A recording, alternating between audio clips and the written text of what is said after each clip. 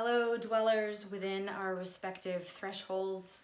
This is the Social Distance Reading Series, a project of the Vermont School and Green Mountains Review. I am Penelope Cray, author of Miracles Come on Mondays, published by Pleiades Press and distributed by LSU Press. Thank you for joining me in Shelburne, Vermont, in my bedroom. Miracles is my first book. It won the Robert C. Jones Prize for short prose. My poems, my work has appeared in New England Review, Harvard Review, and is forthcoming in Green Mountains Review. I'm going to read 7 pieces from Miracles today. Risen. The day begins with the eggs well hidden. Colorful eggs, magnificent painted eggs. They shiver in the dewy grass, in the low breeze. They murmur to each other, "Mother, mother, find us." He traipses across the lawn in a large pink rabbit suit, replacing the eggs with candy. The children don't want candy. They want good, real eggs to save from the chill of morning and set under an incubating light. They want life, not sugar. The bunny suit murmurs, here children," then takes up the eggs murmuring, "Mother, mother." The eggs are confused. Is he one of us? Through cloud cover, the sun blasts its drama of shadows on the lawn. The shaded grass turns ashen and the eggs are easy to find. Traipse, traipse goes the pink rabbit, his basket overflowing with good real eggs. But here, the rabbit drops dead as a moon. He has been hit by a meteorite. He has been hit by love's arrow. The children swarm him, and the good real eggs wail, "Mother, mother." Each child gathers an egg and cups it, holds it to their ear. The eggs fall silent, believing themselves safe, and the children run off in the many directions of their adulthoods. Bakers. Some made loaves. With these loaves, some fed multitudes. Rumors spread about their origin and content. The loaves left everyone satisfied, and every year more appeared. Some made rolls, easily consumed in a sitting, delicious with fillings, accompaniments, but no meal in themselves. The rolls came 3, 6, 9 to a bag. No one bought a single roll. No one recalled the best roll of their lives. Some made crumbs. They hid their loaves and rolls away until they staled and could be smashed with a hammer under cover of darkness or underfoot inside a sturdy bag. They were sprinkled from great heights for the birds or absorbed unremarked into other recipes. Some say these crumbs, under the right magnification, resembled loaves and rolls that stretched into a miniature infinity. But the real crumbs were crumbs only, had never been anything but crumbs. They began as what they were, imperceptible to anyone but their makers, who, when questioned, could speak only of sensing their way, as if stepping continually into a moving spotlight in an otherwise stone-dark indistinctness. There was only the stepping, as if following a pre-laid trail to who knows where. Theirs was the true bread, already unmade, elemental, impossible, but nonetheless bread.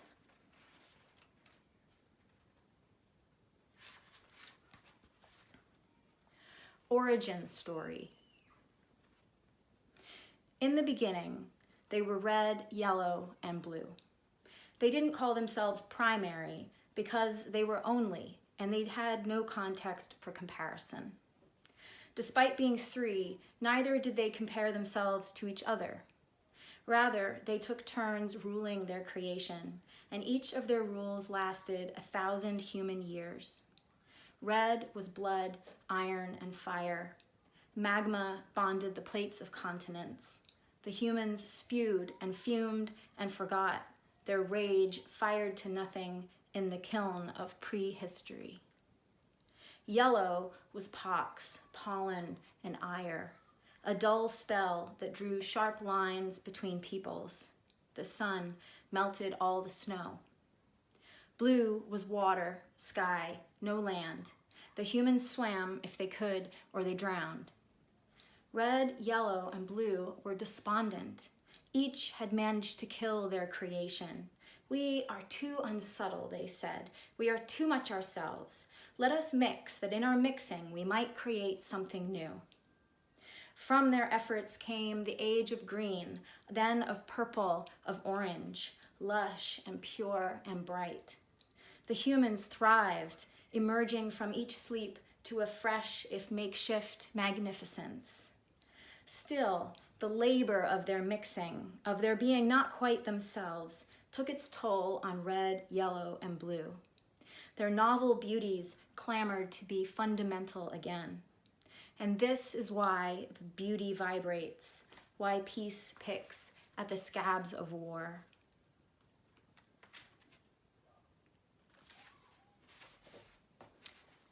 How we changed. After the baby came, the farm was gone.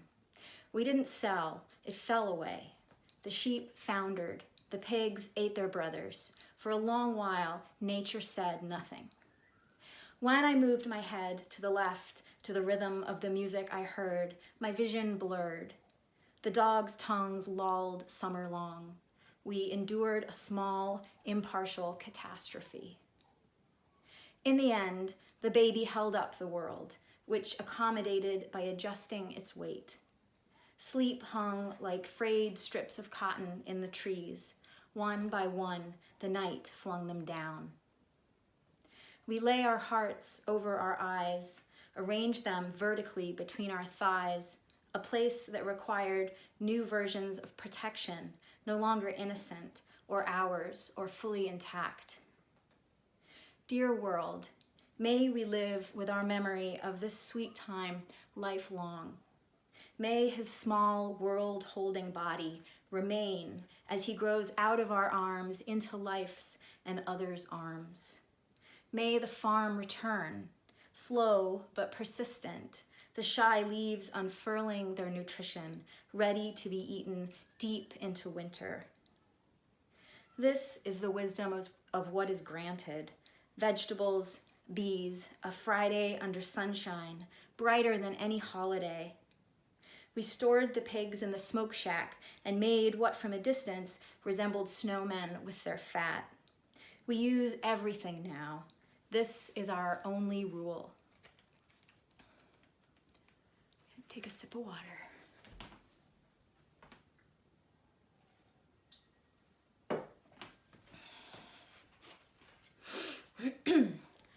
Immortality. In a windowless room, a child plays jacks before a blue rectangle of light and water. The child hasn't named the fish that swim inside the water because she knows that in time, names become obvious. But the fish stay small, their details out of reach of her peering eyes that see only the singularity of things. The fish breed, and there are more fish and more, and the pace of their lust overwhelms the child.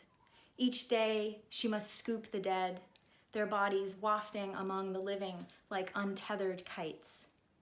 She tosses and scoops her jacks, drifts in and out of consciousness, and wakes each time to a new catastrophe. The child proceeds to divide her fish.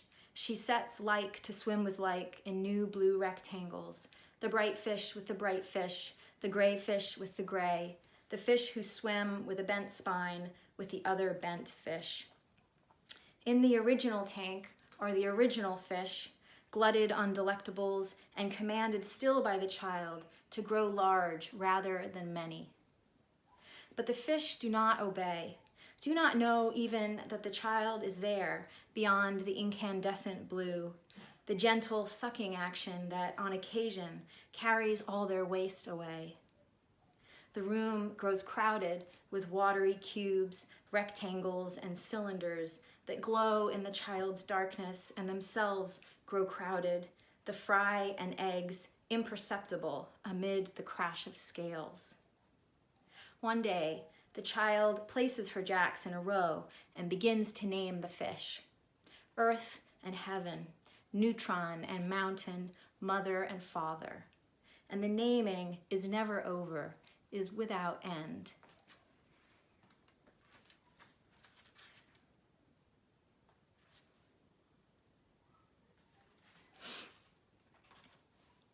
Balloon.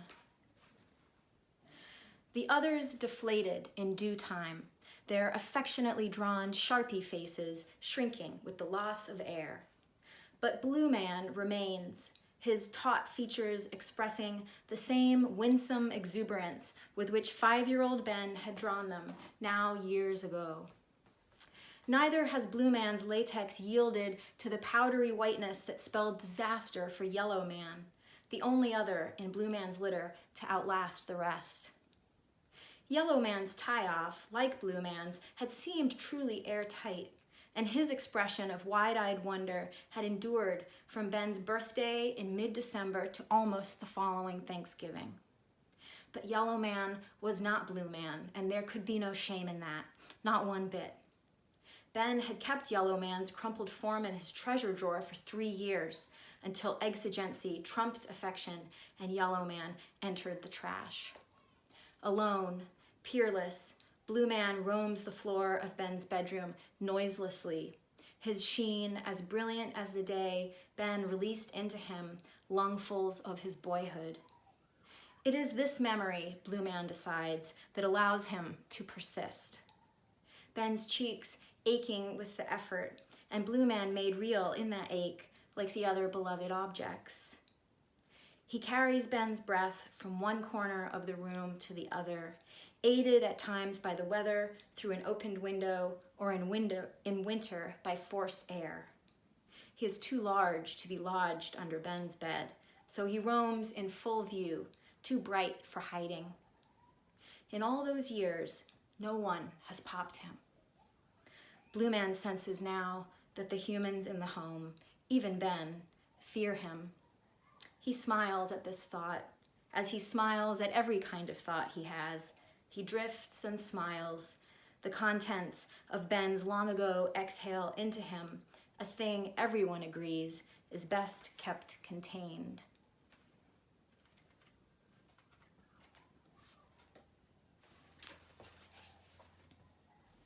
Placeholders. We didn't get the house, but the insistent monument of the Second World War urged us onward.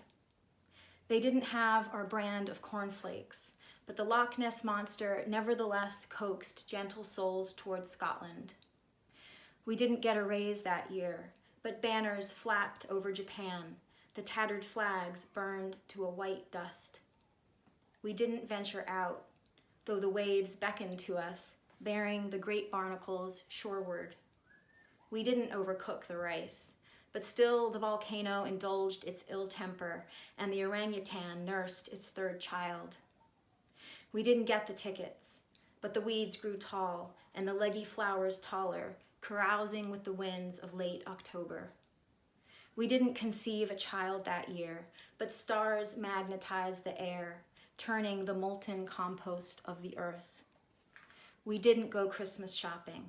We didn't unpack the boxes, but the esteem one person can have for another bloomed again and again between us, and our boy outgrew 4 pairs of shoes. We didn't cut any coupons, though the tender core of human need conceived some good new music. We didn't turn the clocks back, but trillions of ones and zeros burned, chanting along their wires their obsession with us. Yes, yes, no, no, yes, yes, yes. Thank you for listening. I have some directions to follow. This is my book. If you would like to purchase a copy, if you liked what you heard, you can order one from Pleiades Press, where they are currently offering 20% off. Also from LSU Press. It's wonderful, especially at this time, to support small presses in terms of where you order books from. If you liked these pieces, and really in any circumstance, would like to recommend a few other books.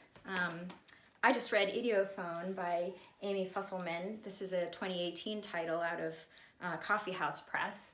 I just really enjoyed how the book grew out of itself. I also recently read Alison Bennis-White's The Wendy's.